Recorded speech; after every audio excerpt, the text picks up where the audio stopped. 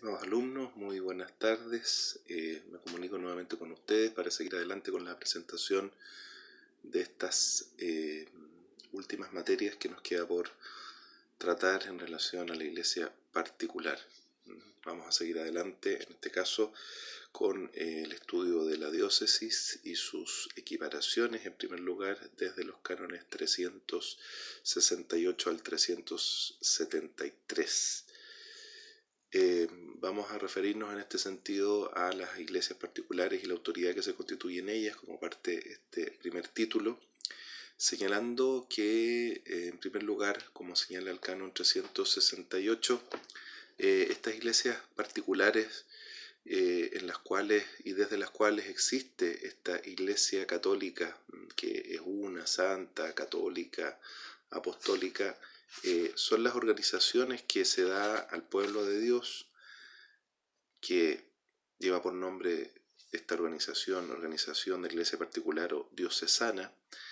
que si no se señala otra cosa, como dice este canon, se van a asimilar a la prelatura personal, a la abadía territorial, al vicariato apostólico y la prefectura apostólica, así como la administración apostólica, que se erige además de manera estable. Parte de estos términos se van a precisar más adelante, por lo que aquí solamente se hace un enunciado inicial. Sigue planteándonos el canon 369 que la diócesis es una porción, es una parte, es un ámbito, ¿no es cierto?, del pueblo de Dios, cuyo cuidado, cuya cura, cuya atención pastoral se le encomienda al obispo, al episcopo, a este vigilante, que con la adecuada cooperación del presbiterio, que va a estar siempre unido a su pastor, ¿no es cierto?, y que está congregada junto a él por la acción del Espíritu Santo, mediante el Evangelio y especialmente la Eucaristía como sacramento primordial, va a constituirse con ello una iglesia particular y en la cual se va a reconocer como presente, ¿no es cierto?, y actuante esta iglesia que es una santa católica, ¿no es cierto?, y apostólica, como mencionábamos recién. Junto con esta denominación, ¿no es cierto?, se nos presenta el planteamiento de lo que es esta prelatura territorial o la abadía territorial, que nuevamente nos va a decir el código en el canon 370, es una determinada porción del pueblo de Dios, sigue esta misma característica, que está delimitada territorialmente y cuya atención por circunstancias especiales se recomienda a un prelado o a un abad que la rige como su pastor propio y del mismo modo como lo hace un obispo diocesano. Aquí entonces nos referimos a un tipo de organización de una porción del pueblo de Dios que por circunstancias, ¿no es cierto?, históricas, por eficacia misionera, por razones sociopolíticas,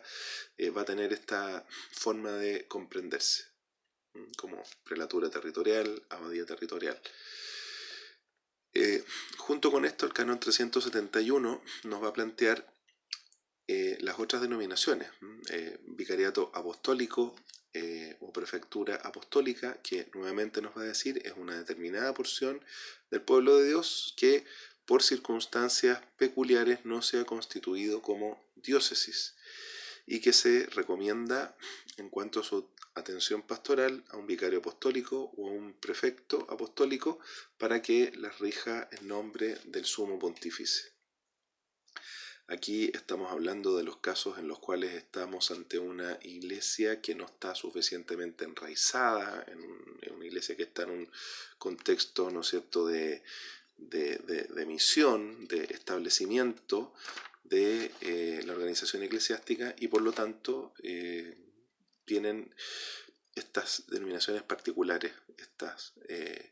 porciones del pueblo de Dios que se van a organizar de este modo. Y el parágrafo segundo nos va a plantear después que la administración apostólica es nuevamente una determinada porción del pueblo de Dios que por razones particulares y especialmente graves no se erige como diócesis por parte del romano pontífice y cuya atención se le va a encomendar a un administrador apostólico que la va a regir en nombre del romano pontífice. Aquí se podrían dar dos casos, ¿no es cierto? Que estemos hablando de una administración apostólica, de un administrador apostólico que por una circunstancia que no hace viable, ¿no es cierto?, el régimen normal que se da en un territorio por una situación interna de tipo político, de tipo social, etcétera, hace que sea necesario el establecimiento de un administrador apostólico, que es distinta a la situación donde por una circunstancia transitoria, una diócesis que ha quedado sin, ¿no es cierto?, su titular, o sea, que ha quedado como sede vacante, se requiere para estos casos que haya un administrador apostólico que tenga esta función de administración temporal hasta el establecimiento de un obispo. Y por lo tanto son dos situaciones distintas que tienen la misma denominación conceptual, pero se refiere a dos temas distintos. Sigue avanzando el canon, ¿no es cierto?, 372, para plantearnos que como la regla general, ¿no es cierto?, la porción del pueblo de Dios ha de constituir una diócesis u otra iglesia particular y debe quedar circunscrita a un territorio determinado. Aquí claramente vemos que se impera un criterio territorial que es el que va a vincular a todos los fieles que pertenecen a esa zona.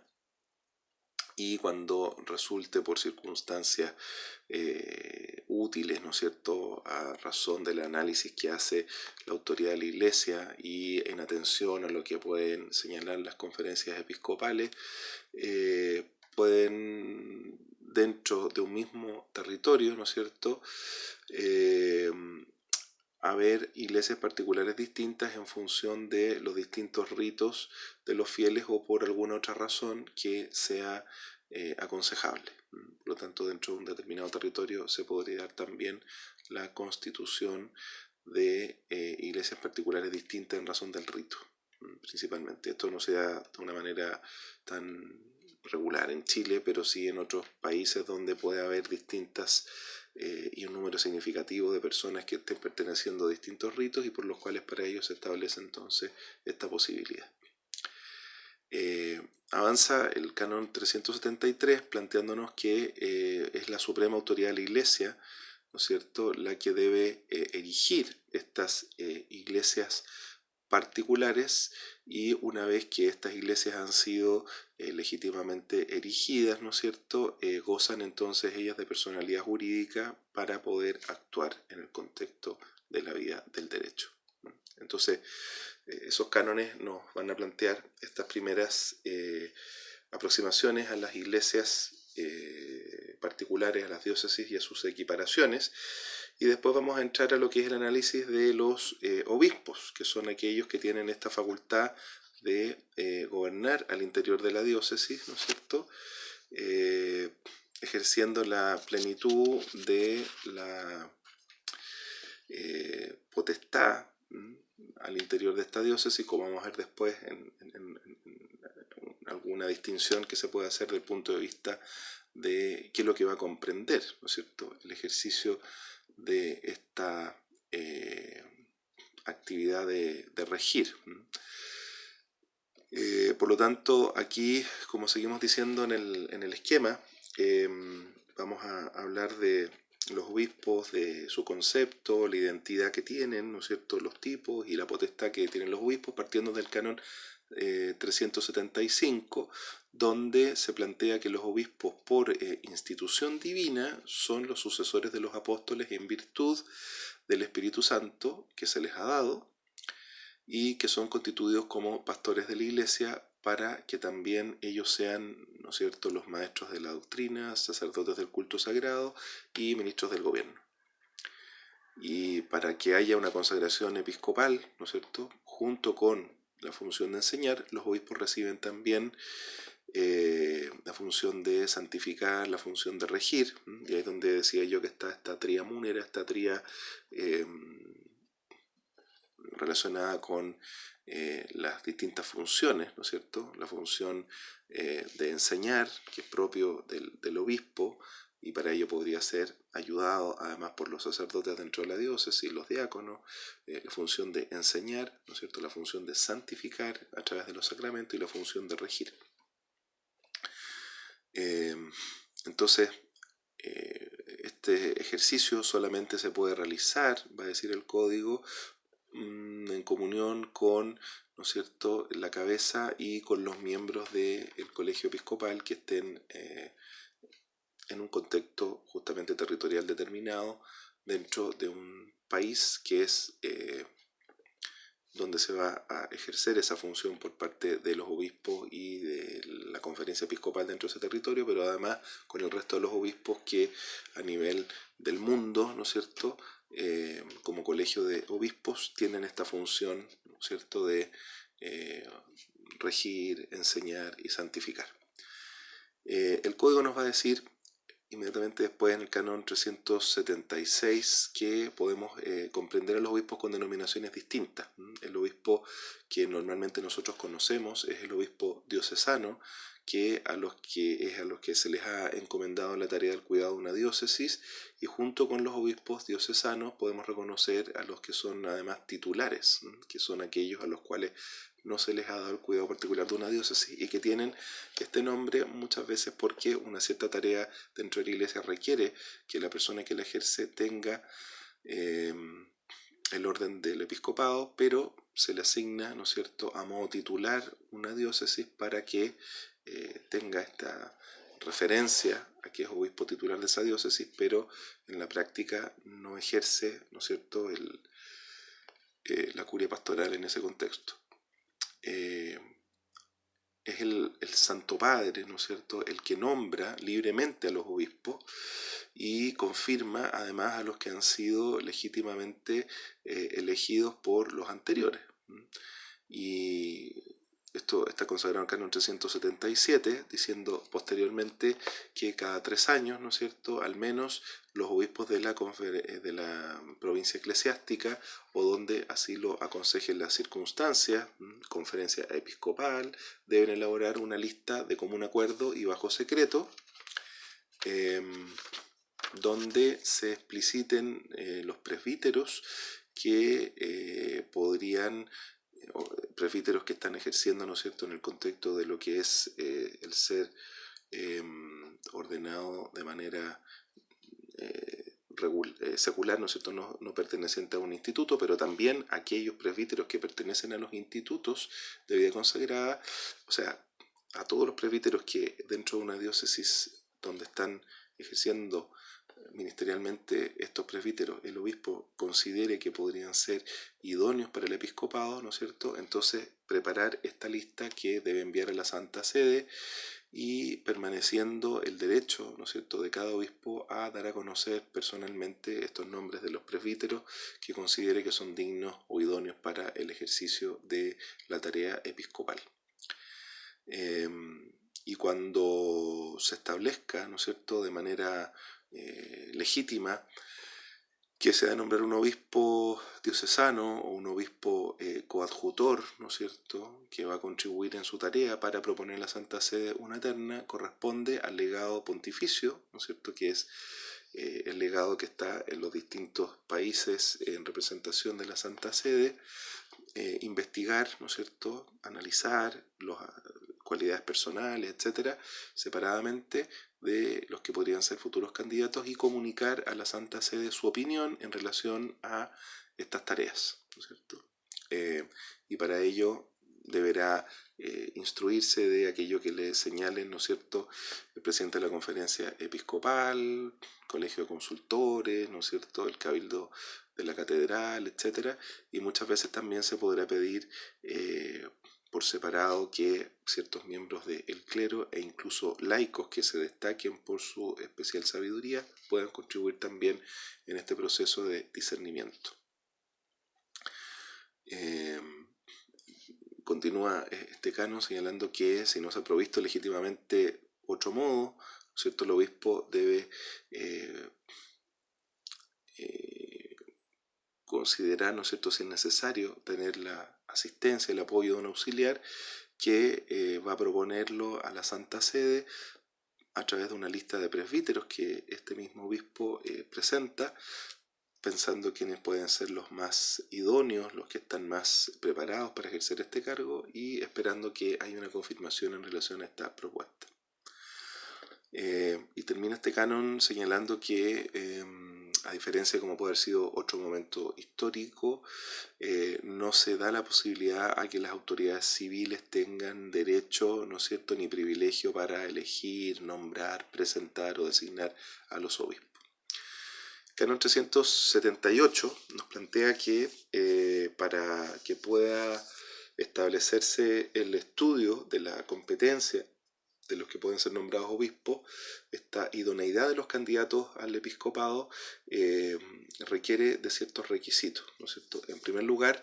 que sea destacable, sea insigne por su firmeza en la fe, las buenas costumbres, la piedad, el celo por las almas, la sabiduría, la prudencia, las virtudes humanas, que esté dotado de estas cualidades que van a ser indispensables para el ejercicio de esta tarea compleja desde el punto de vista del gobierno de una diócesis, que es la que realiza el obispo. Como segundo requisito, señala el canon, es imprescindible la buena fama, ¿no es cierto? O sea, que haya una buena reputación por parte de aquel que podría ser nombrado obispo. Tercer lugar, que tenga al menos 35 años de vida. En cuarto lugar, que se haya ordenado presbítero al menos hace 5 años. Y en quinto lugar, que sea doctor o al menos licenciado en Sagrada Escritura, Teología o Derecho Canónico por un instituto de estudios superiores que esté aprobado por la Santa Sede, o que si no tiene este grado de doctor, al menos sea verdaderamente experto en estas materias, lo que pueda ser demostrado a través de el ejercicio de la praxis, de su vida, ¿no es cierto?, como manifiesta el conocimiento de estas disciplinas. Y plantea el código aquí que el juicio definitivo, ¿no es cierto?, la toma de decisión final sobre la decisión va a estar a cargo de la Santa Sede. Y a no ser que haya una situación de impedimento para que el obispo pueda empezar a ejercer, ¿no es cierto?, su tarea del punto de vista del orden como miembro de este orden episcopal al cual se le está llamando, si no hay una causa que justifique este ejercicio, la consagración se debiera realizar dentro del plazo de 3 meses, dice el canon 379, a partir del día en que han llegado las letras apostólicas en las cuales se está comunicando este nombramiento. Y en todo caso debe realizarse antes de que se tome efectiva posesión del oficio. Y antes de tomar esta posesión canónica del oficio, el obispo tendrá que hacer entonces el acto de profesar la fe, ¿no es cierto?, y de prestar el juramento de fidelidad a la sede apostólica según la forma que esté aprobada por la misma sede apostólica para que pueda comenzarse con el ejercicio de esta tarea.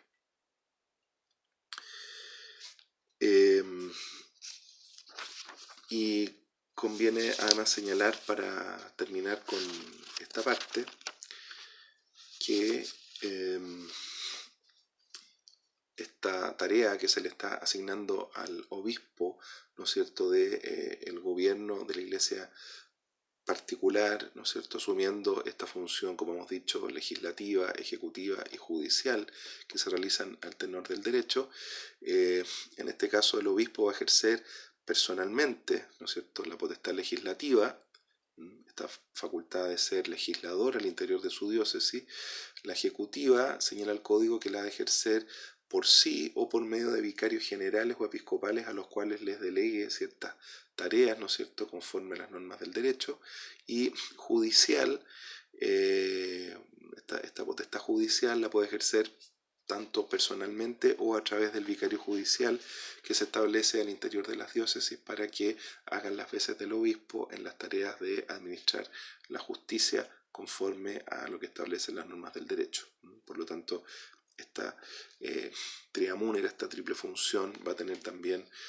una explicitación que este canon 391 da desde el punto de vista de lo que son estas responsabilidades.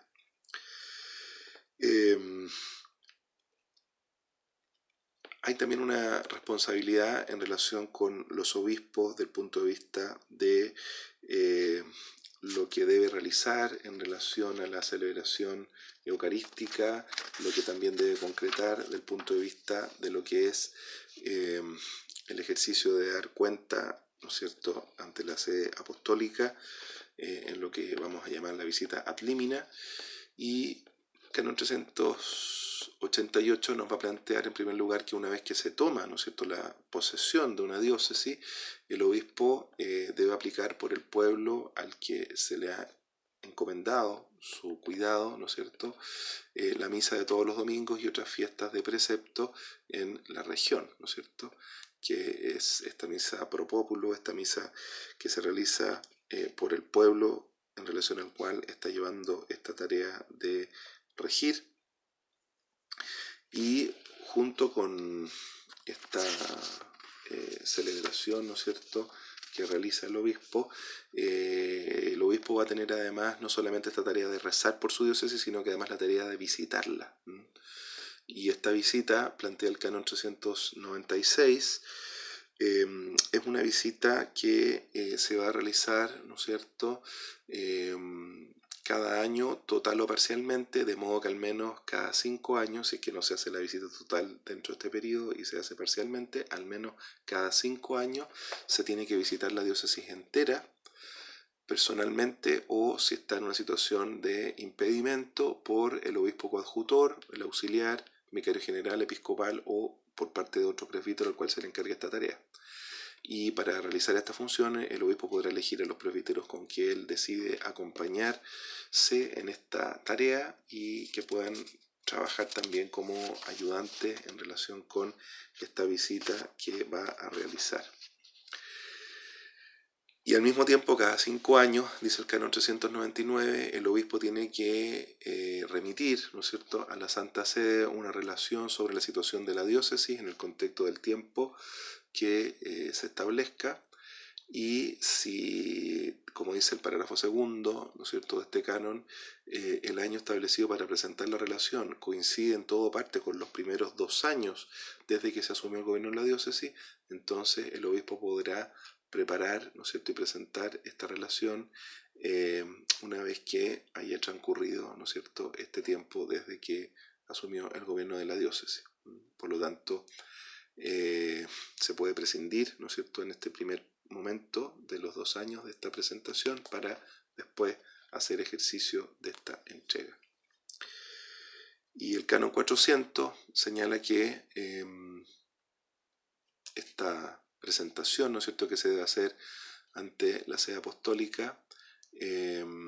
ha de significar al mismo tiempo una peregrinación, podríamos plantear, ¿no es cierto?, donde se plantea entonces la importancia de pasar por los sepulcros de San Pedro, de San Pablo, y para presentarse después ante el romano pontífice. Junto con esto se plantean otras obligaciones que también las tenemos sintetizadas en estos cánones que hemos señalado. El canon 393 plantea que el obispo, junto con estas tareas, asume además esta función de la representación, ¿no es cierto?, de la diócesis en todo lo que son los negocios jurídicos que se realizan dentro de la diócesis. Por lo tanto, el obispo es su representante, y aunque tenga el obispo un coadjutor o un auxiliar, ¿no es cierto?, va a tener además el obispo la ley de la residencia personal en la diócesis. Y plantea este canon 395 en el parágrafo segundo que, aparte de las ausencias por razón de la visita ad limina que pudiera ser, ¿no es cierto?, ante la Santa Sede, y de su deber de asistir a los concilios, al sínodo de los obispos, a las reuniones de la conferencia episcopal o de cumplir otro encargo, el obispo puede ausentarse de la diócesis con causa o justa razón, ¿no es cierto?, no más allá de un mes continuo o con interrupciones, de tal modo que provea que la diócesis no sufra ningún perjuicio por esta ausencia que pudiera tener el obispo. Y sigue adelante este canon planteando que no debe ausentarse de la diócesis en días especiales como son la Navidad, la Semana Santa, la Resurrección del Señor, Pentecostés, la fiesta del Corpus Christi, cuerpo y la sangre de Cristo, a no ser que haya una causa grave y urgente que justifique esto. Y si un obispo, ¿no es cierto?, se va a ausentar ilegítimamente de la diócesis por más de 6 meses, el metropolitano, que es el obispo que tiene esta función de supervigilancia, coordinación en relación a varios obispos que están dentro de una determinada circunscripción, informará sobre este hecho a la sede apostólica, y si es que el que se ha ausentado es el metropolitano, hará lo mismo el más antiguo de los obispos que están dentro de ese contexto territorial. Por lo tanto, hay también una tarea de alguna manera que tiene que ver con la vigilancia en relación con estas funciones. Vamos a dejar hasta acá esta parte porque, como ya les he dicho antes, estos videos cuando son muy largos cuesta subirlos, entonces vamos a llegar con esta parte de la materia hasta acá y seguiremos a continuación con el análisis de la Conferencia Episcopal y de la Curia Diocesana para terminar con esta primera sección que es Iglesia Particular 1 y después seguiremos con Iglesia Particular 2 ya entrando al ámbito de lo que es la vida parroquial en videos posteriores. Así que lo dejamos hasta acá.